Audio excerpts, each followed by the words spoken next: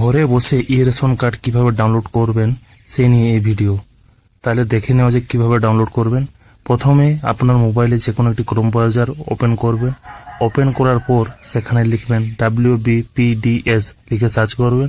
Search করার পর প্রথমে অপশন ক্লিক করে ঢুকে যাবেন। ড্যাশবোর্ডের একদম নিচে চলে আসবেন। সেখানে লেখা রয়েছে ই রেশন কার্ড, সেই অপশানে ক্লিক করবেন। ক্লিক করার পর নিচে রয়েছে click to download E ration card, সেখানে ক্লিক করবেন। তারপর খুলে যাবে একটি নতুন পেজ। সেখানে আপনার রেশন কার্ডের নাম্বার দেবেন।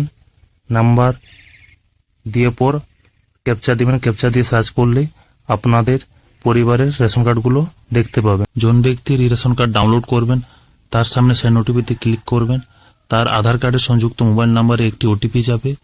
ওটিপিটি দিয়ে কনফার্ম করবেন। তারপর আপনাদের রেশন কার্ডের সংযুক্ত মোবাইল নাম্বারটি কনফার্ম করবেন। কনফার্মের পর ইয়েসে ক্লিক করবেন। ইয়েসে ক্লিক করার সাথে সাথে আপনাদের রেশন কার্ড ডাউনলোডের জন্য চলে আসবে। জন ব্যক্তি রেশন কার্ড ডাউনলোড করবেন তার সামনে ডাউনলোড ই রেশন কার্ডে ক্লিক করবেন। ক্লিক করার সাথে সাথে আপনাদের রেশন কার্ড ডাউনলোড হয়ে যাবে। ভিডিওটি ভালো লেগে থাকলে অবশ্যই সাবস্ক্রাইব করবেন, চ্যানেলটি লাইক করবেন এবং কোনো বুঝতে না পারলে অবশ্যই কমেন্টে জানাবেন। ধন্যবাদ।